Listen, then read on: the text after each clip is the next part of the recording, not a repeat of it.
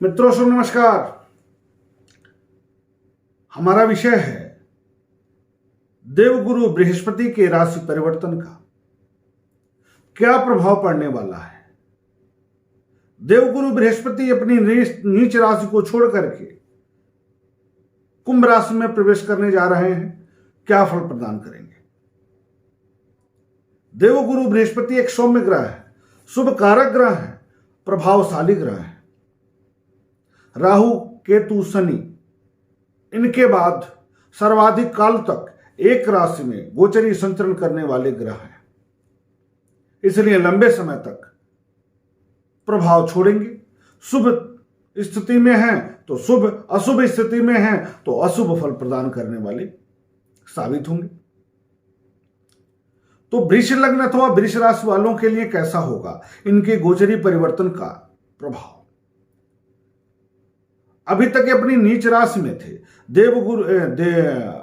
शनिदेव की पहली राशि मकर में थे और शनिदेव के साथ में थे, अपनी नीच स्थिति में थे, नकारात्मक प्रभाव में थे, या यूं कहें कि शुभ ग्रह हैं, शुभता तो देना चाहते हैं लेकिन प्रभावहीन थे, कुछ अच्छा नहीं कर पा रहे थे, प्रकृति के विपरीत कार्य कर रहे थे, नकारात्मक कार्य कर रहे थे। परंतु अब यहां राहु की दृष्टि से मुक्त हो रहे हैं, शनि के प्रभाव से मुक्त हो रहे हैं, लेकिन शनि की राशि में जा रहे हैं तो प्रकृतितः 100% शुभ फल तो नहीं प्रदान करेंगे, लेकिन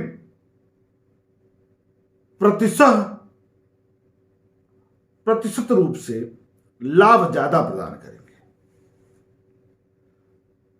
तो वृष राशि में, वृष लग्न में 10वें भाव में गोचरी संचरण प्रारंभ करने जा रहे हैं, केंद्र भाव में जा रहे हैं,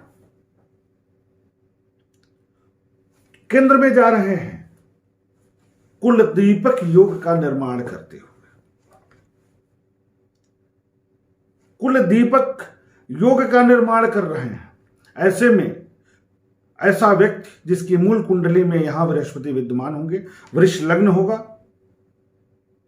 तो बहुजन पूज्य हो जाता है ऐसा व्यक्ति, यानी बहुत लोगों में पूजित हो जाता है, अर्थात सम्माननीय हो जाता है। समाज में उसका ओहदा, पद, प्रतिष्ठा बढ़ा रहता है। यद्यपि व्यक्ति आलसी जरूर होता है, फिर भी उसका सम्मान बना रहता है। शानो शौकत अच्छी होती है, राजा की तरह कार्य करता है, राजा की तरह जीवन यापन करता है, वाहन सुख से परिपूर्ण रहता है। क्यों रहता है इसकी बात कर लें। यहां पर गोचरी संचरण का क्या प्रभाव होगा, तो बढ़िया योग बन रहा है, केंद्रस्थ हो रहे हैं, यहां से उनकी दृष्टियां भी बहुत अच्छी हो रही हैं। पहली दृष्टि धन भाव पर, वाणी भाव पर, कुटुंब के भाव पर, दूसरी दृष्टि माता के भाव पर, सुख के भाव पर, चतुर्थ भाव पर हो रहा है, और 9वीं दृष्टि इनकी होगी रोग ऋण शत्रु के भाव पर। वृष लग्न अथवा वृष राशि में अष्टमेश भी होते हैं और लाभेश होते हैं। अष्टमेश लाभेश होने के कारण बहुत ज्यादा लाभप्रद तो नहीं होते हैं, फिर भी लाभेश होने के कारण शुभ फल प्रदान करते हैं। अष्टमेश होने के कारण राज्य भाव पर जा रहे हैं तो आलस्य में वृद्धि करेंगे। स्वास्थ्य का समस्या, कोई मुख्य कार्य करने जाएंगे तो उससे पहले थोड़ी स्वास्थ्य का समस्या क्रिएट होगी, स्वास्थ्य का समस्या उत्पन्न होगी। लेकिन इस बीच में यदि आप परिश्रम करेंगे, सार्थक प्रयास करेंगे तो लाभ भी बहुत अच्छा प्रदान करेंगे, खूब लाभ प्रदान करेंगे। आर्थिक समृद्धि में वृद्धि करेंगे। आलस्य जरूर करेंगे, पिता से थोड़ा अनबन हो सकता है, या पिता के किसी विचार से आप संतुष्ट न हो, ऐसी स्थिति भी उत्पन्न हो सकती है।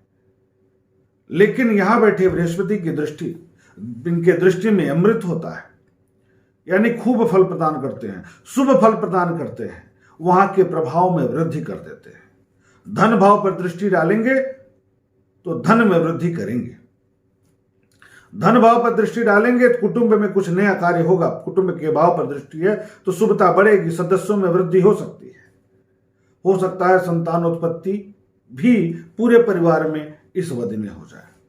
हो सकता है कुछ नए सदस्य आ जाएं, चाहे वैवाहिक कार्यक्रम से आ जाएं, चाहे संतानोत्पत्ति से आ जाएं।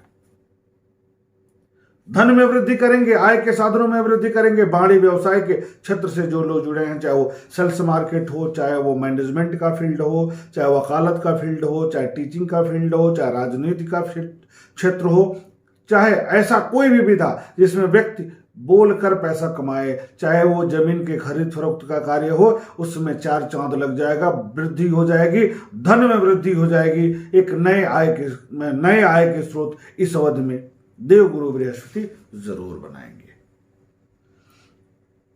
वाणी आपकी सौम्य हो जाएगी, बहुत बेहतर परिणाम देगा। आप में एक अद्भुत छटा दिखेगी वाणी के कारण। वाणी अच्छा बोलने के कारण लोग आपकी तरफ आकर्षित होंगे।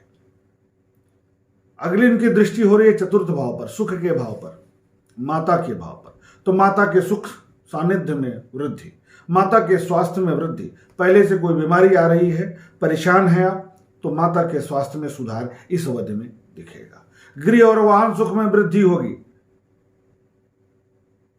वाहन खरीद सकते हैं, गृह निर्माण कर सकते हैं, अच्छे घर में रह सकते हैं, रहन सहन में वृद्धि कर देंगे, सुख के साधनों में वृद्धि कर देंगे,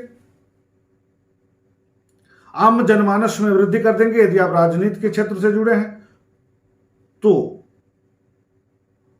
आम जनमानस में आपका सम्मान बढ़ेगा, आपके प्रति लोग आकर्षित होंगे, आपको एक वहदा मिलेगा, एक बेहतरीन सम्मान मिलेगा समाज में। व्यापार के क्षेत्र से जुड़े हैं तो उसमें भी आप अच्छा विस्तार करेंगे। यदि आप अपना व्यापार कर रहे हैं, जमीन का कारोबार कर रहे हैं, तो उसमें तो पूछना ही नहीं है, खूब अच्छा फल प्राप्त होगा। कंस्ट्रक्शन के फील्ड से बड़ी लाभ मिलेगी आपको। घर में अगर मरम्मत कराने का विचार बहुत दिनों से बन रहा है तो इस बीच में कराएंगे आप। अगली इनकी दृष्टि पड़ रही है छठे भाव पर, रोग ऋण शत्रु के भाव पर। तो आंतरिक रोग, आंतरिक शत्रु परेशान कर सकते हैं। प्रतियोगिता में विजय तो मिलेगा आपको, लेकिन आंतरिक शत्रु, आंतरिक रोग यानी अति घनिष्ठ व्यक्ति द्वारा विरोध हो जाना, परिवार के किसी सदस्य द्वारा छल कर दिया जाना, परिवार के किसी सदस्य द्वारा आपके विरुद्ध कार्य कर देना, इस अवधि में दिखेगा बार बार। आपको कोई ऐसी समस्या, शुगर की है, पेशाब संबंधी कोई समस्या है, यूरिन रिलेटेड कोई प्रॉब्लम है, या अन्य कोई इनर प्रॉब्लम है, इस अवधि में थोड़ा बढ़ता हुआ दिखेगा, तो आपको सतर्क रहना है। प्रतियोगिता में विजय हासिल कराएंगे, इसमें दो राय नहीं है। इस प्रकार आप देख रहे हैं देवगुरु बृहस्पति की जो दृष्टियां हैं वो काफी लाभ पहुंचा रही हैं, बशर्ते कि स्वास्थ्य की दृष्टि से आप सचेत रहें, आलस्य को दूर रखें, बहुत आलसी मत बने, काम को टालने की आदत बिल्कुल न डालें इस अवधि में। यदि आप परिश्रम करेंगे तो धन और सुख के सारे क्षेत्रों में आपको बहुत अच्छी वृद्धि दिखेगी इस अवधि में। कंस्ट्रक्शन के फील्ड से भी बहुत बढ़िया लाभ मिलेगा आपको। नए व्यापार का शुरुआत करेंगे आप। राजनीति के क्षेत्र में है तो बढ़िया करेंगे आप, वाणिज्य व्यवसाय में 4 चांद लग जाएगा। अध्ययन अध्यापन के क्षेत्र में है तो आपके क्षमता में विस्तार होगा।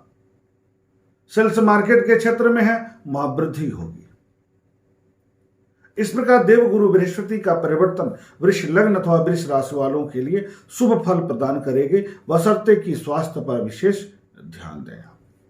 धर्म कर्म जरूर करिएगा, पूजा पाठ जरूर करिएगा, यज्ञ हवन खूब करिएगा इस अवधि में, सम्मान करिएगा आम जनमानस में। यदि आप सामाजिक क्षेत्र से जुड़े हैं तो छल न करिएगा, तो आपके लिए स्थितियां बहुत मजबूत बन रही हैं। लेकिन एक जगह मैं फिर सतर्क करूंगा कि यहां राहु पर जो बृहस्पति की दृष्टि थी वह समाप्त हो रही है, तो राहु का नकारात्मक फल मिलने जा रहा है, तो मानसिक चिंता जरूर इस अवधि में बढ़ेगी। पूरे जीवन में एक अजीब परिवर्तन का दौर आएगा, क्रांतिकारी मोड़ की तरफ आप जाएंगे। कुछ बड़े निर्णय ले सकते हैं। सोच समझ कर निर्णय लीजिएगा, क्योंकि यह निर्णय घातक भी हो सकता है, क्योंकि शनि राहु के कॉम्बिनेशन का निर्णय है,